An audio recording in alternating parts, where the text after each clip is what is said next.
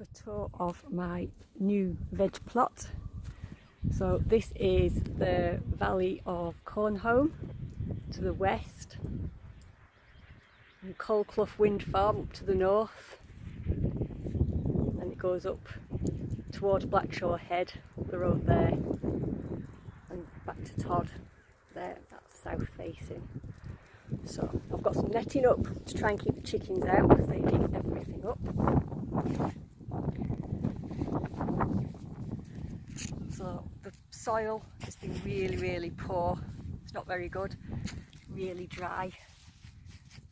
It's not rained for ages, but you can still see it's like dusty, dry soil. It's not great. So what I did, it's quite a steep slope, it's a 20% slope. So what I tried to do is dig down a little bit, as much as I could, but it's bedrock and pan underneath, and I've put in these, I don't know if you can see them, sort of like little mini trenches.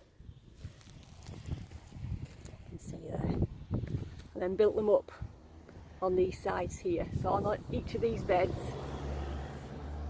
I've been putting in black and red currants that I've had from seedlings.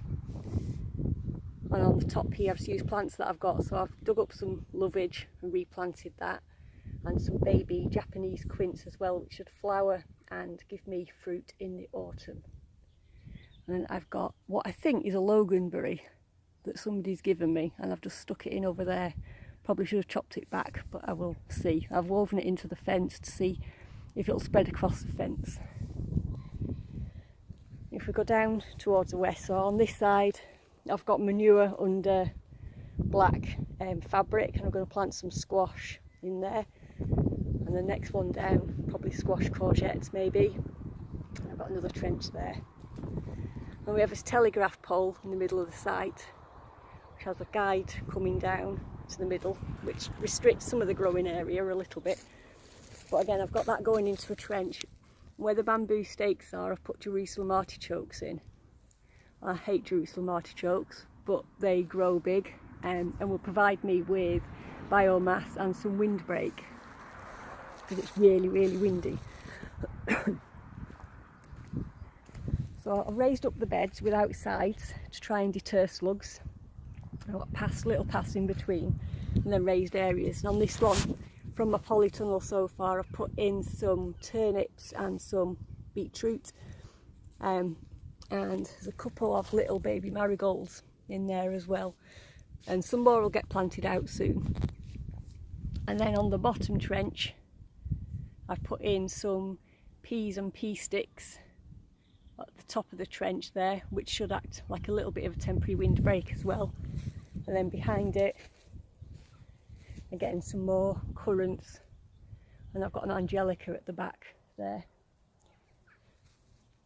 But because the soil keeps eroding, I want to try and find a baby one. I've planted them up, seeded all these trenches with white clover, which should give us some nitrogen fixing, and also the roots should hold it together.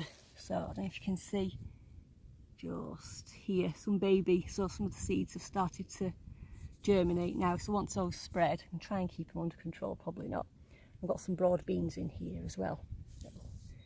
Add a little bit of protection and windbreak, a tiny bit, but also add nitrogen in. And that's about it. So the area down here towards the west, lower down the slope, which is covered in black plastic, this is phase 2 of my veg beds. So my chicken shed there, the chickens are moving to the woods. Once the chickens have gone, then I can start work on this bit here. So in a nutshell, that is my veg plot.